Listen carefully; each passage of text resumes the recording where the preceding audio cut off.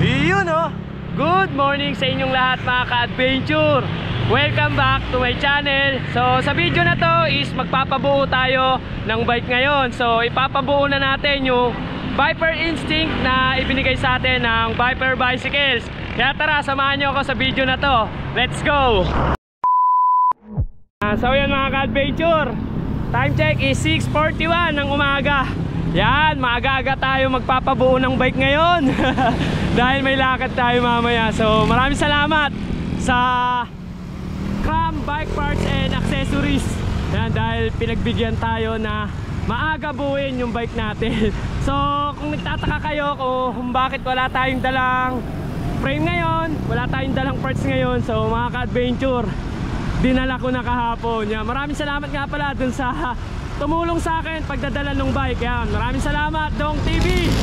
Yan, tinulungan niya tayong magdala ng mga parts doon sa bike shop ni Cram. So, yan, sa mga hindi nga pala nakakaalam kung saan yung bike shop ni Cram, so located lang yun mga ka-adventure sa number 63 Mabini Street, Kapalaran, Taytay, Rizal. So malapit sa Tiangge mga ka-adventure. Nakakaingit oh, dami nagbabike. So sapalaran muna natin yung isang araw para mabuo na yung bike nating bago. So yun yung bago nating gagamitin. Kada makikita nyo ako magbike, panigurado yun na yung gamit ko, yung Viper Instinct. Yan, so andito na tayo sa Tiangge. Yan, so pag kumaliwa kayo, yan yung papuntang bayan ng Taytay. Dito tayo dumaan sa highway ng Taytay. So pag galing kayo ng Angono, Binangonan, so bago dumating ng SM, yan, so pinaka landmark is yung Rusi kung sa kayo kakanan. So malapit yung bike shop ni Cram dun sa Kapalaran Elementary School. Yun o. So yan mga ka-adventure, pagkalampas lang ng Tiangge, so andito na tayo sa may kanto kung saan yung papasok sa bike shop ni Cram. So pag nakita nyo na yung billboard na yan na Brilliant Skin, saka itong kanto na to ng Rusi, yan, pwede na kayong kumanan dito. Ayan, may nakalagay din sign maker. So doon sa unahan, doon na yung SM. So hindi kayo aabot ng SM. So dito tayo. Pagka dinerecho nyo to, matutumbok nyo rito yung Kapalaran Elementary School. Pag nakita nyo na yung kumanan na kayo, doon na yung bike shop ni Cram. So tara, galing kayo mga ka-adventure ng Ortigas Extension, pagkalampas ng SM Taytay tsaka nung Mariposa, so dito yung papasok nila Cram. So kasi tayo, galing tayo bandang Angono, yan, sa Taytay. So Taytay pa rin naman to. Ayan o, ito yung papasok nila Cram. Ito na mga ka-adventure yung Kapalaran Elementary School. Ayan, saka kaliwa, tas dito tayo kakanan sa Mabini Street. Ayan o, so may konting budol lang to. Pag angat nyo, yun sa kaliwa, doon yung bike shop ni Cram. Ayan, so pag nakita nyo na yan, may gate dyan, dyan tayo papasok. Ayan. Ayan. So yun mga ka-adventure, nandito na tayo sa bike shop ni Cram. Ayan si Cram, good morning pre. Good morning. Ayan, napagbigyan tayo na buuin ng maaga yung bike natin bago. So ito yung Viper Instinct nating frame. Ayan, dinala namin kahapon. Tapos ito yung ikakabit natin port. Ayan, mabubuo na rin. So mangyayari, yung ibang parts nito ilalagay doon. Alisin muna ni Cram yung mga parts na kailangan natin dito na ikakabit doon sa bago nating frame tsaka port. Yun oh. Kalas na yung ibang parts ng bike natin. So nga pala, magto-true axle tayo ngayon. Yan, pinagdadasal ko na sana magkasya yung axle natin sa likod tsaka yung etong adapter oh. Nawala kasi yung ganto ko. So yung iba rito binili natin kay Cram, tas yung iba sa online na natin binili yan oh. Harap likod yan. So kasi true axle yung ano natin, yung fork tsaka yung frame. Pero yung frame pwede namang i-quick release yan kasi may kasamang adapter yan. So ayan, speed 1 racket pala yung ano natin, yung hubs. Ay, ko-convert natin sa true axle. Kasi yung ganito ko wala nasama rin sa sunog.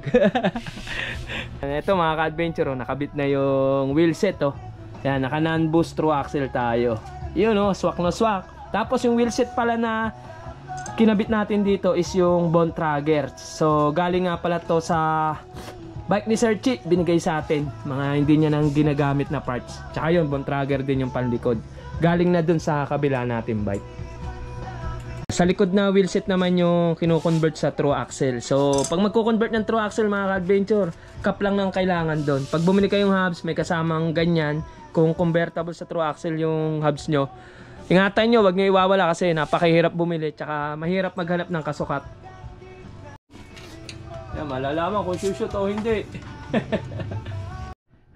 So, shumot naman mga ka-adventure. Sana kasya yung axle. Yan, maraming salamat sa nagbigay ng axle, si Jeremiah. Yan, maraming salamat pre. Sana magkasya yung axle mo. Eto na mga ka-adventure, nakikita na natin ang itsura ng aking bike. So, bali na ikabit na yung stem. So, yung flat stem nga pala yung ikinabit natin dito. Yan, Mountain Peak na 90mm ata to. Tapos, syempre, itong handlebar, yung pa rin, yung galing sa dati nating bike. Yan, cycle design. Bigay sa atin ni Viper din yan. Yan. Kay Viper Bicycle, maraming cycle design na handlebar. Handlebar, seat post. Yan, marami sila nung cycle design. Mura lang yan mga ka-adventure. Ito mga ka-adventure, ang ginagawa naman ni Cram is pinapasok yung cable ng hydraulic sa likod. So kapag magpapasok sa internal cabling, pinuputol yung cable tapos magpapalit ng fittings. Hindi kasi papasok dito kung hindi puputulin yung fittings. Ayun o. May tools naman si Cram kaya madali lang ikabit yan. Yan. So yun mga ka-adventure, ayan, bali kinakabit na ni Cram yung crank natin. So yung crank na kinakabit natin dito sa bago nating frame is yung Jory XT. Yan, Jory XT naman yung group set natin dun sa isa nating bike. Yun din yung ikakabit natin dito. Yan, subok na natin yan eh. Habang nag-assemble si Cram mga ka-adventure, pakita ko sa inyo yung mga available na pwede nyong bilhin rito. Yan, may mga gulong na pang road bike oh. Yan, pang road bike, pang gravel, pang MTB. Yan, mga affordable price lang yan mga ka-adventure. Murang-mura. Yan yung mga parts na rito oh. Ayan, sa mga naghanap ng hubs, ito Saturn oh, naka-sale to 1,850. Oil slick yan, pwedeng true axle. Tapos original na Torney, baka may naghanap dyan, RD oh, 500 lang oh. Yan, ito yung mga pwede nyong bilhin rito. Yan, mga headset, pedal, o meron din ditong rotor. Ayan, so ito, cogs na pang mga 7 to 8 speed oh. Chain, interior syempre marami rin oh. Tapos yung mga ganitong bolts. Ayan, so ayan, grasa meron din. Bearing, meron din si Cram. Kaya kung magpapa-overhaul kayo rito, kung may problema na yung bearing nyo, meron si Cram dito available. Ayan. Basta yun, mga bike niya oh. Ayan, may available din palang rim. Ayan. Ayan. Upgrade na mga ka-adventure, pamasko sa sarili. 13 months. 13 months nyo, ayan oh, pamasko nyo na sa sarili eh, para sa bike nyo. Kabit na ni Cram yung RD, tsaka yun nga yung crank, yung chain, tapos itong shifter, napalitan na rin ng cable. So internal cabling din yan. So bali tinotono na lang. Yun no, pogi na mga ka-adventure oh. Ganda, black and red.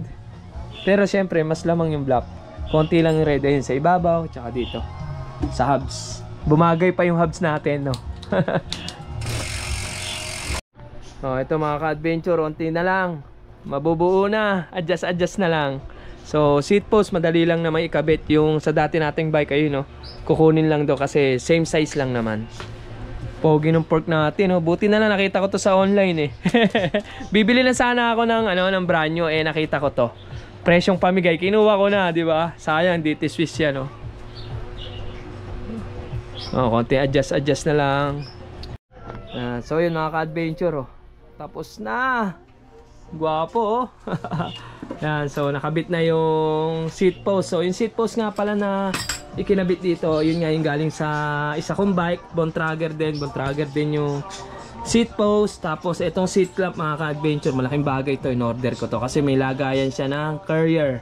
Kasi may nakitaan ko yung frame na Viper Instinct ng ayun oh, may lagayan din siya ng carrier. So makakapaglagay tayo ng carrier dito. Yan, pwede natin magamit sa year end ride. Tsaka ito nga pala gagamitin natin sa year end ride. Abangan nyo mga ka-adventure. So ito yung design niya sa taas, so may pula. Yan, nakalagay Instinct. Tapos ito yung name ng Viper. Tapos nasa harapan syempre yung logo. Ayan yung logo. Yan, so yan yung setup natin. Ganda, panalo. Yan, maraming salamat kay Cram. Ayan, sa mga lahat ng gustong magpagawa ng bike, may bili na pyesa, ayan, pasyal lang kayo rito. Ayan, dito lang yan sa number 63 Mabini Street. Tawag dito, anong lugar to? Kapalaran, yan, Taytay Rizal. So, pasyal na kayo dito. Maraming salamat, Kram. Thank you. Yun mga ka-adventure, eto, pauwi na tayo. So, kung kailan pauwi kanina, biglang umulan, kaya napatambay pa ako kay Kram. Ayan, basang-basa yung kalsada. Eto, dala na natin yung bago nating bike. Yun o. Yan, baka Viper yan. So yan mga ka-adventure, bago ko nga pala tapusin yung video na to, gusto ko magpasalamat sa Viper Bicycle. Yan, maraming salamat po Viper Bicycle sa frame na ibinigay nyo sa akin, etong Viper Instinct. At syempre maraming salamat din sa nagbuo ng bike natin, yan, kay Kram. Maraming salamat ulit sa iyo, Kram. At syempre maraming salamat din sa mga nanood dyan at sa patuloy na sumusuporta sa akin dyan. Maraming salamat sa inyo mga ka-adventure. Kung di ka pa nakaka-subscribe, please subscribe to my channel. Pakihit na rin yung bell button para sa mga video updates. Yun lang mga ka-adventure. Batian na lang sa daan.